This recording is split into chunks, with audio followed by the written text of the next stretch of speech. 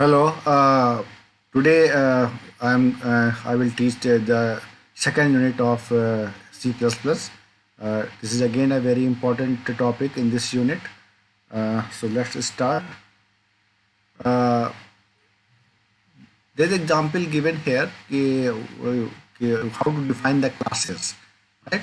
And in the last video we have discussed कि जो आपके प्राइवेट डेटा मेंबर्स होते हैं, जो सेम क्लास के जो फंक्शंस होते हैं केवल वही उन्हें एक्सेस कर सकते हैं.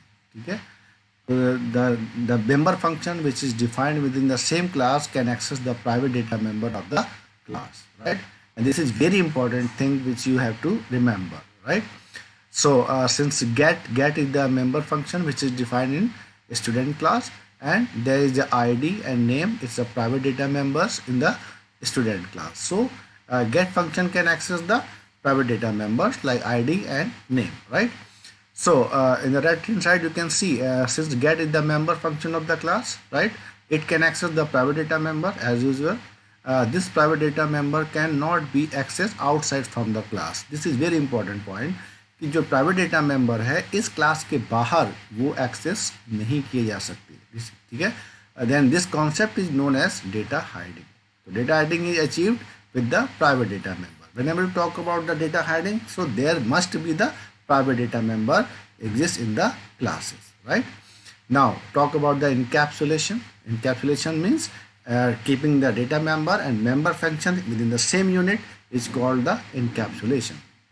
As you can see here in the definition, function and data both are associated in the class, and class is the combination of data member and member function, and this is called a encapsulation, right?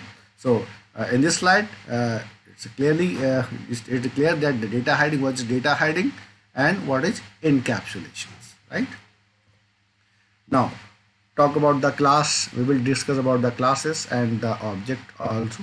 So the first one, a class in C++ is the building block that leads to object oriented programming language, right? Whenever you start your programming language, so you must have to put your data member within the class, because without class you cannot create the object, and without creating the object there is no meaning of the object oriented programming language. So whenever you talk about the object oriented programming language, there should be the class. And what is class? What you keep in the class, this is very important thing. You keep the object property within the class, right? And class is also known as the blueprint. Blueprint means original copy, right?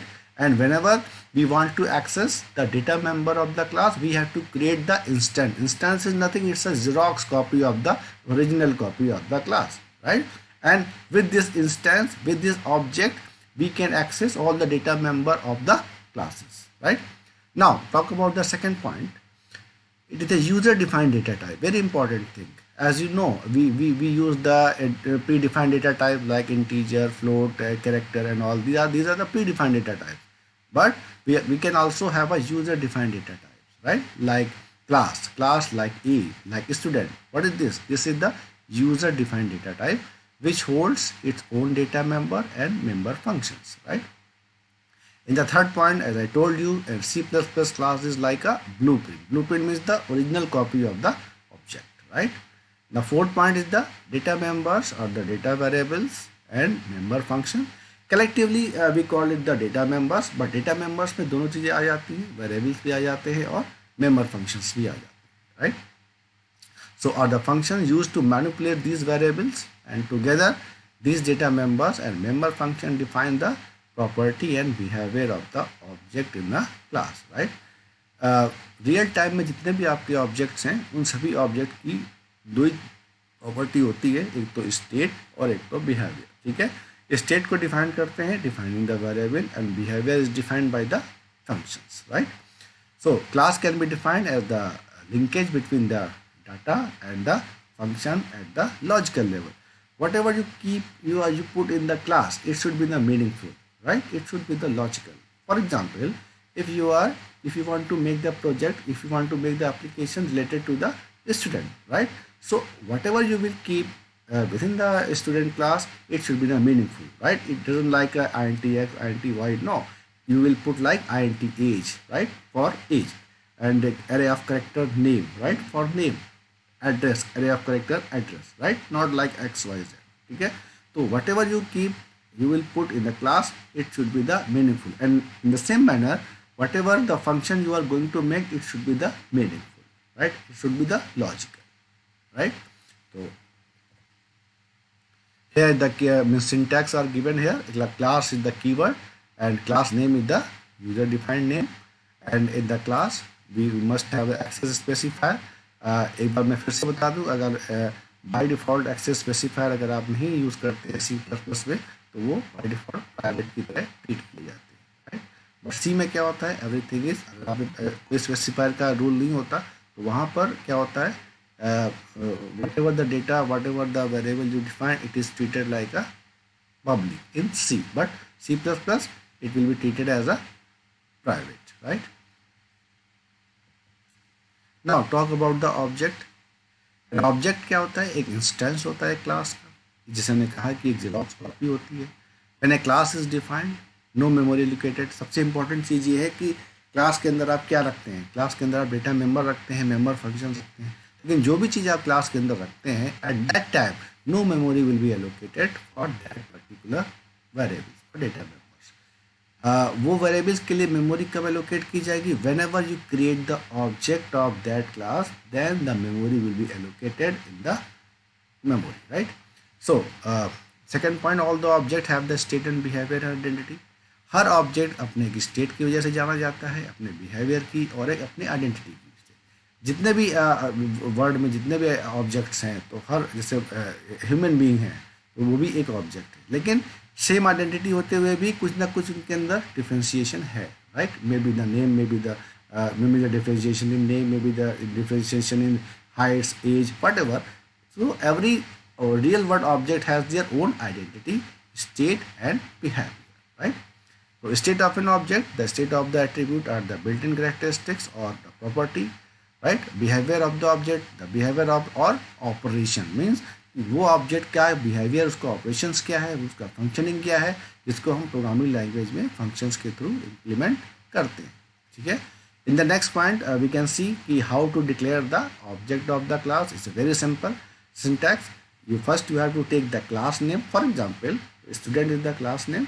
तो st उसका एक object variable ले लेंगे. ठीक है. It's a user type variable, user defined variable. ठीक है. तो उस वेरिएबल के थ्रू आप डॉट ऑपरेटर के थ्रू उस वेरिएबल ऑब्जेक्ट नेम और डॉट वेरिएबल के थ्रू आप क्लास के डेटा मेंबर को एक्सेस कर सकते हैं. राइट. नाउ क्लास और ऑब्जेक्ट के बाद जो सबसे इंपॉर्टेंट चीज़ आती है वो है एक्सेस स्पेसिफायर.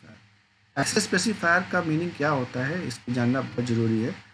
एक्सेस स्पेसिफायर हमें रेस्ट्रिक्ट करता है कि हम अपने डेटा को किस लेवल तक या कहाँ कहाँ पर हम उसको शो कराना चाहते हैं या उसको शो कराना नहीं चाहते. फॉर एग्जांपल, हमने पहले स्लाइड में देखा कि जो प्राइवेट डेटा मेंबर है वो सिर्फ क्लास के अंदर ही एक्सेस किए जा सकते हैं, क्लास के बाहर एक्सेस किए नहीं जा सकते.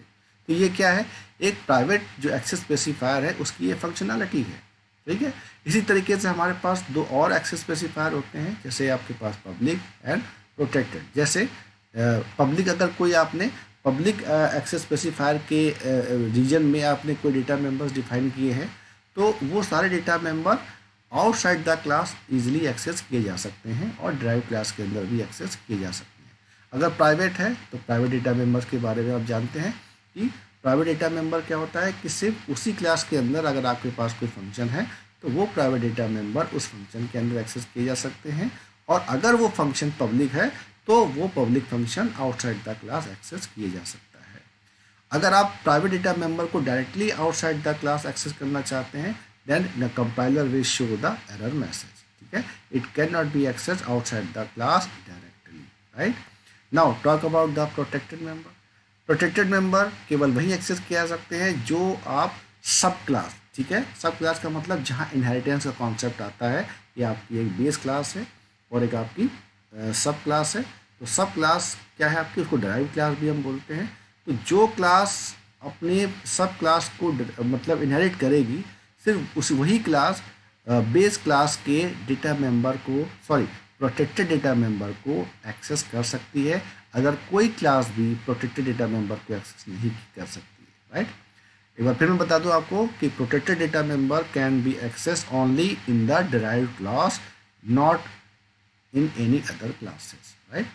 So in the definition given here, access modifiers are used to implement an important feature of object-oriented programming language.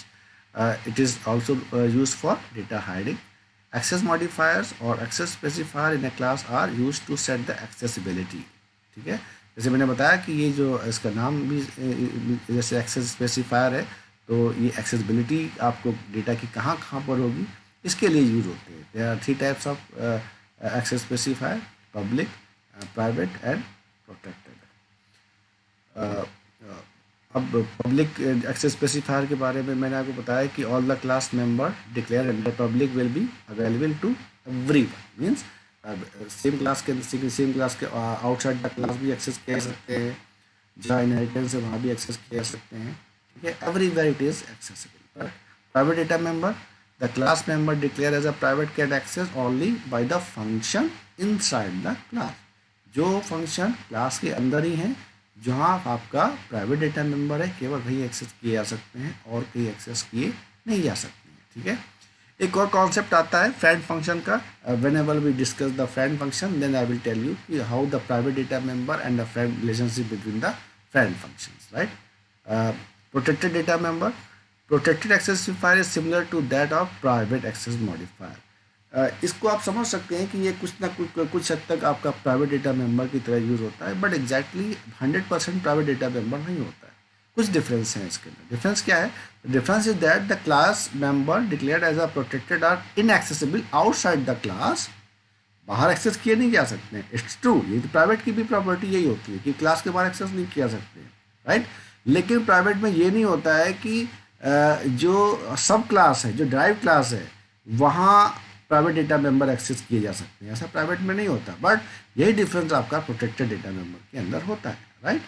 So protected are inaccessible outside the class, but they can be accessed by sub class और derived class. This is the only difference between the private data member and protected data member, right? Now talk about the member functions. Generally हम जानते हैं कि class के अंदर हमारा सिर्फ data member रहते हैं और जनरल मेंबर फंक्शंस रहते हैं, like get, show data, display functions and get data function, like this. But we must know कि how many types of function we can use in the C++ programming. So function categories are maybe the simple functions, maybe the static function. अब जो static function होता है आपका वो simple function की तरह ही होता है, बट उसके आगे हमें स्टैटिक कीवर्ड लगा देना होता है, और स्टैटिक कीवर्ड लगा देने से ही जो आपका जो सिंपल फंक्शन है या उसकी जो फंक्शनैलिटी है वो चेंज हो जाती है, बल्कि ये आपका एज ए स्टैटिक की तरह वर्क करने लगता है. स्टैटिक के अपने अलग रूल्स होते हैं, लाइक एक दो रूल बता देता हूँ कि सपोज़ करो कि आपके पास कोई एक इंटीजर वैल्यू x है. अभी मैं स्टैटिक की बात नहीं कर रहा हूँ, अभी मैं सिंपल वेरिएबल की बात कर रहा हूँ. सपोज़ करिए आपके पास कोई वेरिएबल x है और x की वैल्यू आपके पास 1 है, तो क्या होगा, मेमोरी में एक x लोकेशन पर एक वैल्यू 1 असाइन हो जाएगी, राइट. अब आप क्या करते हैं, एक x में एक वैल्यू का इंक्रीमेंट करते हैं, like x plus plus, right.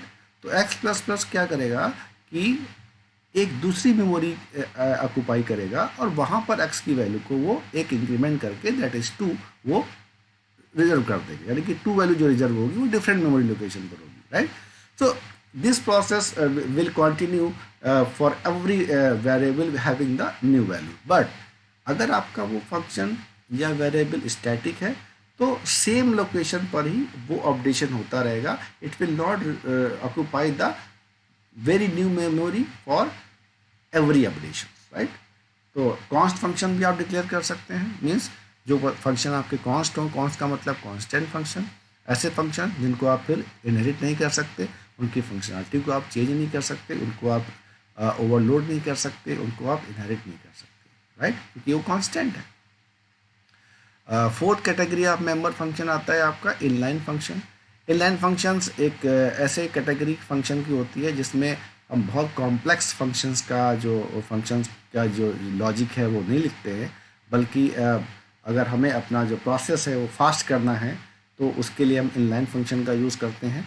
इसमें होता क्या है कि जनरली जो फंक्शन होता है वो क्या करता है कि आप फंक्शन जब बनाते हैं तो मेमोरी में वो स्पेस रिजर्व करते हैं।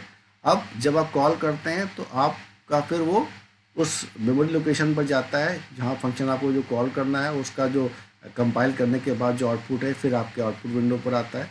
ये पूरा प्रोसेस होता है। लेकिन इनलाइन फंक्शन में क्या होता है कि ये जो मेमोरी में जाने वाला काम होता है कि मेमोरी में एड्रेस पे जाना, फिर फंक्शन कहाँ पर है, उसने क्या वैल्यू रिटर्न की, उस वैल्यू को रिटर्न होकर आपके प्रोग्राम में आना, फिर उसको प्रिंट करना, ये पूरा प्रोसेस बच जाता है। इनलाइन फंक्शन में क्या होता है कि आप इनलाइन फंक्शंस को सबसे पहले अपने प्रोग्राम में डिक्लेयर करते हैं, उसकी बॉडी को डिक्लेयर करते हैं, और आपका जहाँ भी वो फंक्शन कॉल होता है तो वो अपनी जो फंक्शनैलिटी है आप जहाँ पे उसे कॉल कर रहे हैं उससे वो उसको रिप्लेस कर देता है। It will not go into the memory and search for the location and compile the output functionality of the function and again return to the means your original program. It's not like that.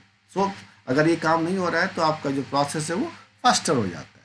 तो इस वजह से, लेकिन इसमें आप बहुत complex जो logical चीज़ें हैं वो आप नहीं लिख पाते हैं। आप जो सिंपल या बहुत ही छोटी चीज़ें हैं, छोटे प्रोग्राम्स हैं, उनको ही केवल आप इनलाइन फंक्शंस के अंदर यूज़ कर सकते हैं। ठीक है। नेक्स्ट आता है आपका फ्रेंड फंक्शन। फ्रेंड फंक्शन भी एक फंक्शन की कैटेगरी है।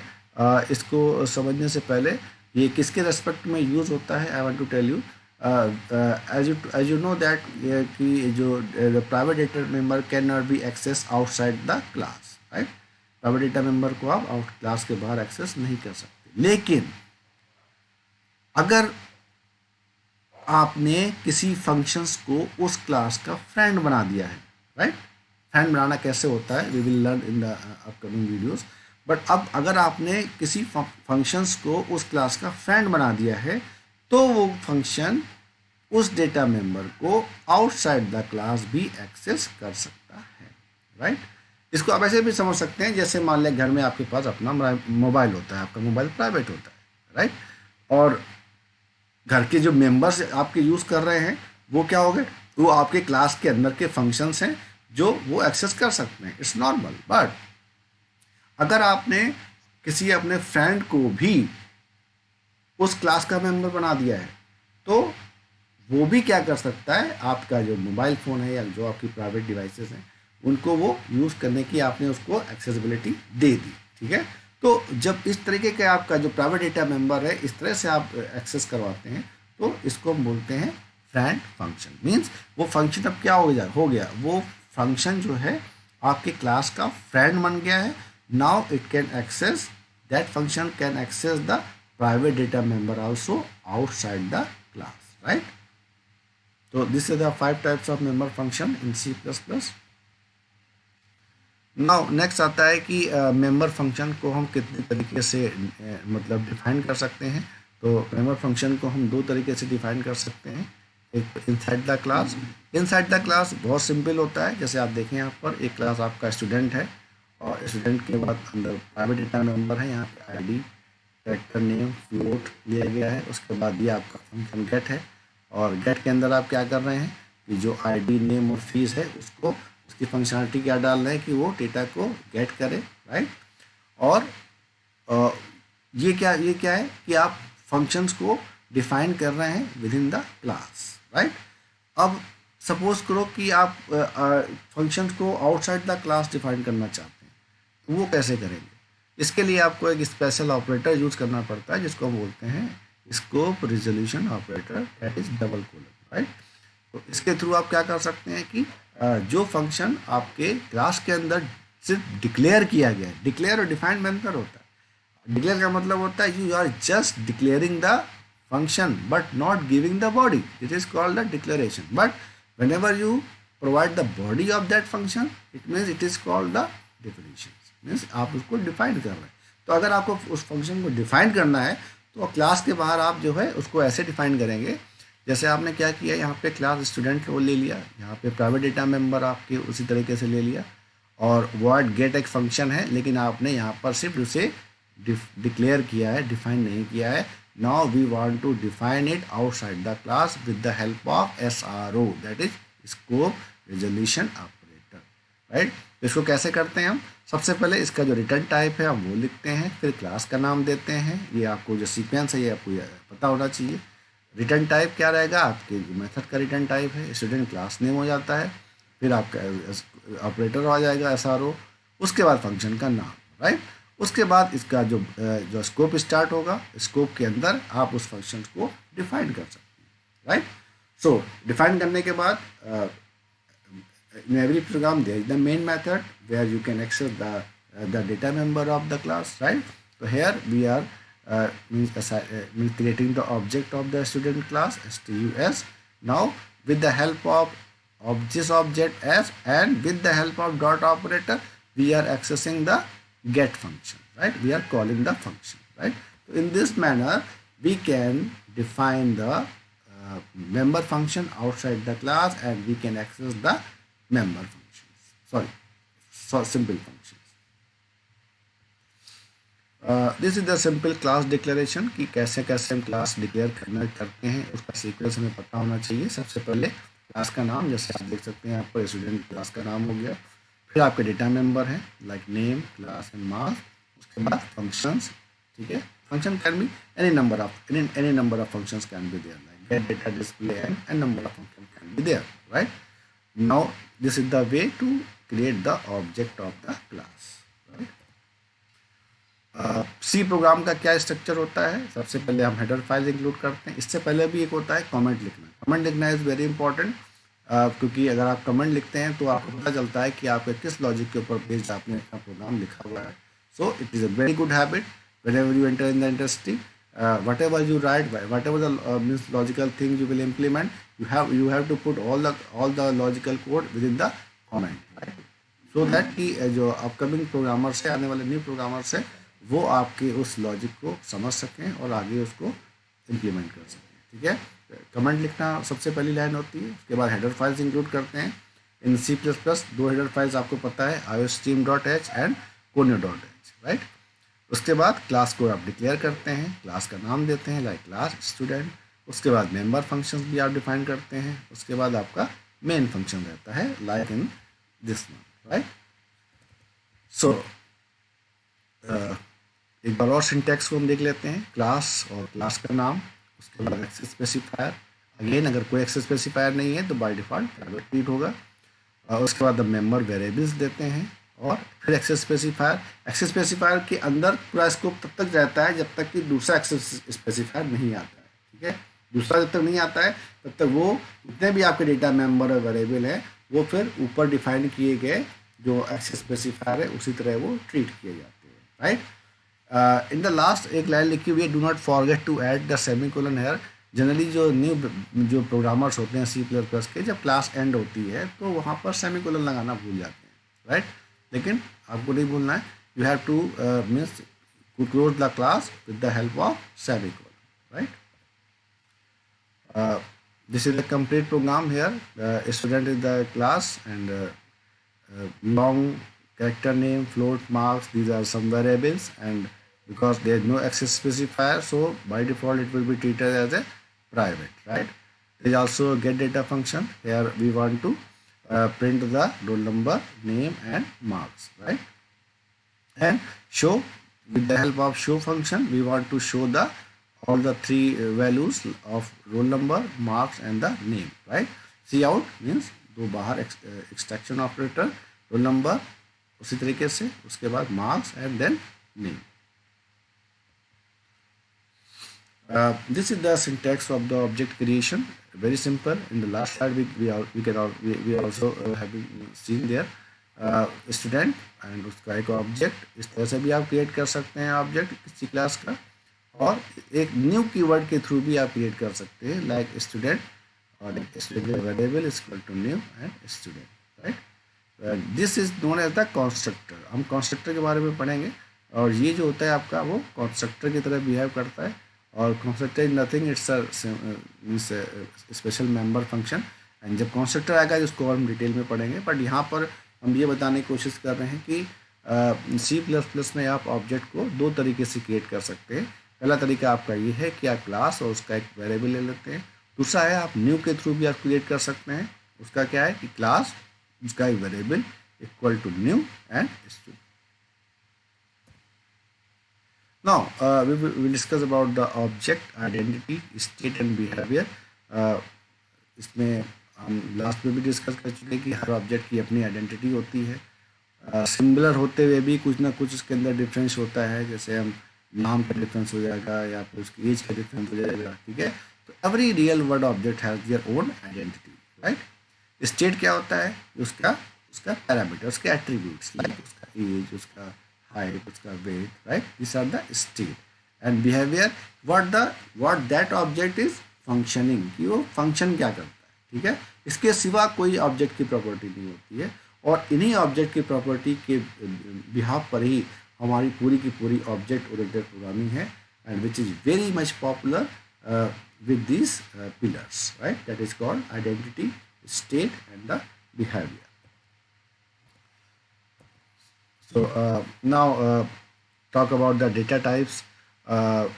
If you are very good in C programming language, तो यहाँ पर आपको बिल्कुल सिमिलरिटी आपको मिलेगी.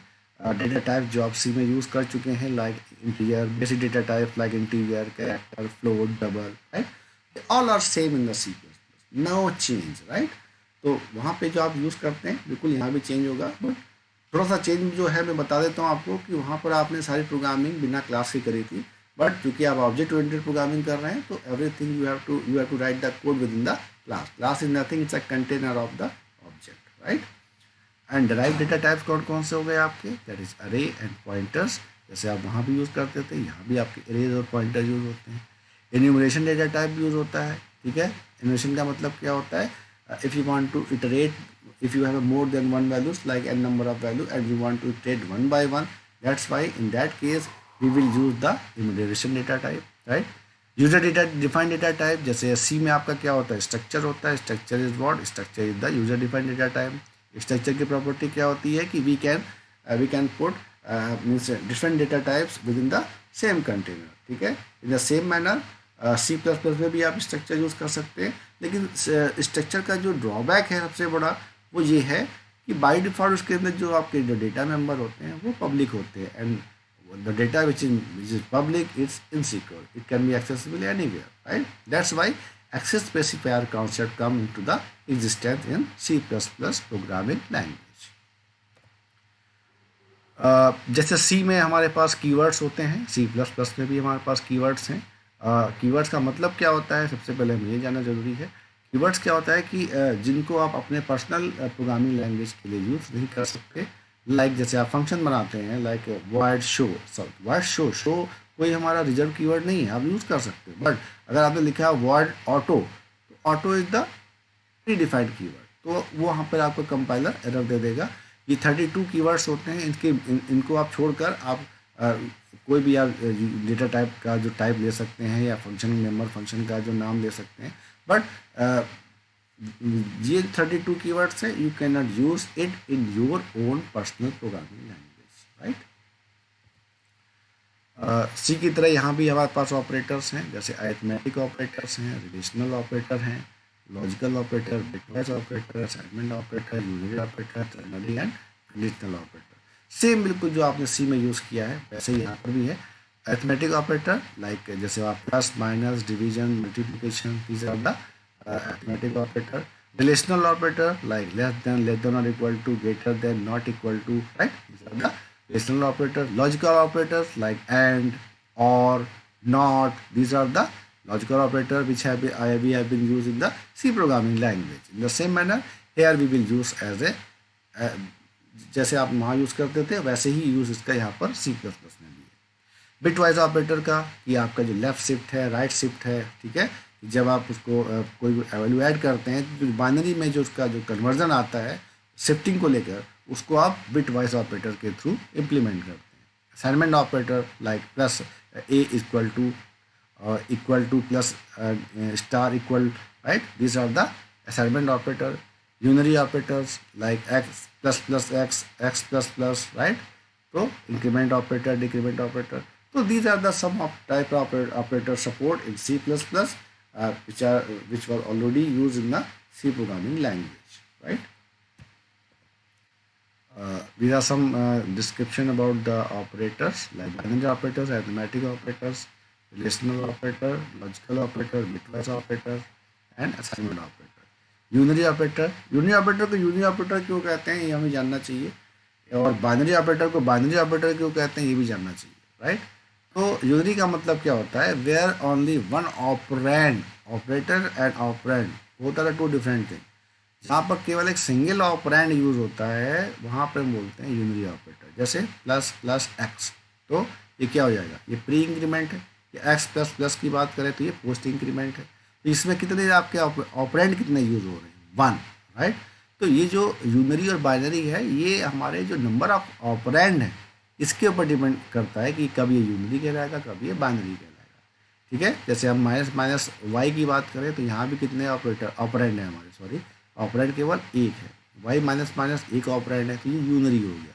बाइनरी ऑपरेटर कितने ऑपरेंड के ऊपर वर्क करते हैं, कम से कम दो ऑपरेंड के ऊपर वर्क करते हैं। जैसे प्लस है तो ए प्लस बी, माइनस है तो ए माइनस बी, स्टार है तो a star b. How many operands are there, two operands are there, ठीक है। तो number of operand decide which operator are there, right. Ternary operator में कितने चाहिए, तीन ऑपरेंड चाहिए, this is what ternary operator. Control statement again is the same in the C plus plus, like if else. जब आप condition apply करते हैं तो इफ एल्स यूज करते हैं। अगर आप केस के ऊपर बेस्ड जो है मतलब कंडीशन लगाना चाहते हैं, ठीक है, तो स्विच केस। इटरेशन करना चाहते हैं तो फॉर लूप। वाइल अगेन अगर कंडीशन के ऊपर आप ट्रेड करना चाहते हैं तो वाइल लूप करना यूज होता है। Do while again the form of the while loop. Break statement, if you want to jump from current statement then you need to break statement.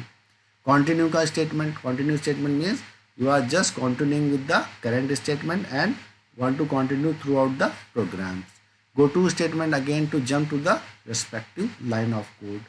And last है C++ comments, right. You have to use the, there are two types of comment you can write. What is the single line command? In the single line command you just use the double forward slash, and the multi-line commands you have to use the forward slash star multi-line command and then star and then forward slash, right.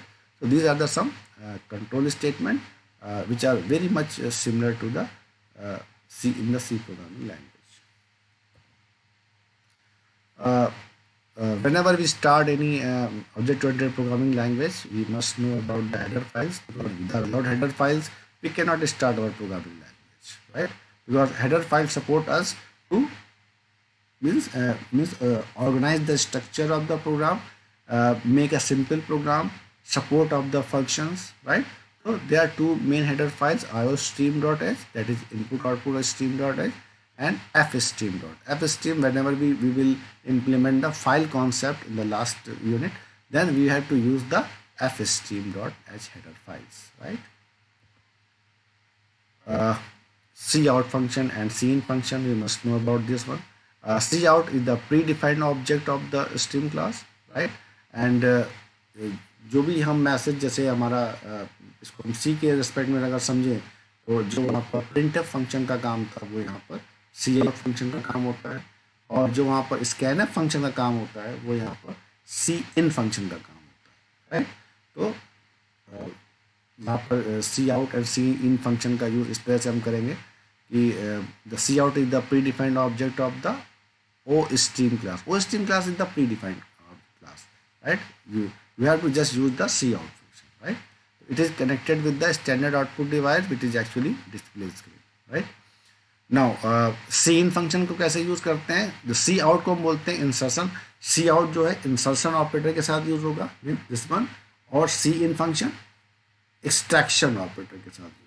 Whatever the value you want to receive from the command prompt, you have to use the cin functions, right. Now talk about the C++ functions. There are two types of C++ functions. One is the library function and second one is the user defined function. Library functions कौन से होते हैं, जो हमें पहले से दिए गए हैं, जिनको हम जो है हमने नहीं बनाया बट हेडर फाइल्स या C++ या किसी प्रोग्रामिंग लैंग्वेज ने हमें यूज़ करने के लिए दिए. That is called the library function या प्री डिफाइंड फंक्शन। बट ऐसा नहीं है कि प्रोग्रामर जो है अपने फंक्शन डिफाइन नहीं कर सकता। We can also define the function which is called the user defined function, right. अब इस फंक्शन की प्रॉपर्टी क्या होती है, इसकी जो सबसे बड़ी जो इसका जो प्लस पॉइंट है वो ये है कि जैसे अगर आप विदाउट फंक्शन कोई प्रोग्रामिंग करते हैं, तो अगर कोई लॉजिक अगर आपको 1000 टाइम लिखना है, तो विदाउट फंक्शन आपको वो लॉजिक 1000 टाइम लिखना पड़ेगा। बट यहाँ पे क्या है कि उस लॉजिक को क्या करते हैं, 1 टाइम किसी फंक्शन बॉडी के अंदर डाल देते हैं, ठीक है। We will keep all the functionality within the function.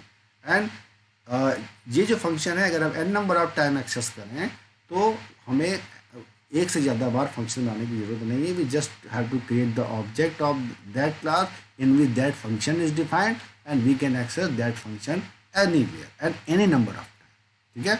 This is concept is known as the reusability of the function. तो रीयूजेबिलिटी एक बहुत बड़ा इंपॉर्टेंट कॉन्सेप्ट है फंक्शंस का। विदाउट फंक्शन कोई भी जो बड़ा प्रोजेक्ट है वो बिना फंक्शंस के डेवलप नहीं किया जा सकता, ठीक है। क्योंकि आप हर फंक्शनलिटी को आप बार बार नहीं लिखेंगे। आप देखेंगे कि जब भी क्या होता है कि सेम फंक्शनलिटी कई जगह यूज़ होती है, तो उसकी जगह पे हमें बार बार उसको लिखने की ज़रूरत नहीं है। हम उस लॉजिक को एक फंक्शन के अंदर डाल देंगे और उसको हम n number of times use करते रहेंगे, ठीक है। फंक्शन का सिंटैक्स क्या होता है, सबसे पहले आपके पास रिटर्न टाइप होता है। It can B word, it can B integer, it can B float, any data type, right. फिर आपका आता है फंक्शन का नाम, ठीक है। It can B display, it can B show, gate data, any meaningful name. उसके बाद उसके अंदर पैरामीटर्स आते हैं like INT A, INT B। जितने भी आपको जितनी फंक्शनलिटी के ऊपर वर्क करना है वो आप उसके अंदर पैरामीटर में डाल देते हैं, ठीक है। फिर फंक्शन के अंदर क्या लिखते हैं आप, लॉजिक लिखते हैं जो आप उसके उस जो पैरामीटर हैं उसके ऊपर बेस्ड होता है, ठीक है। You will write the logic based on the arguments, right. तो this is the concept of the function and the importance and advantages of the making the functions.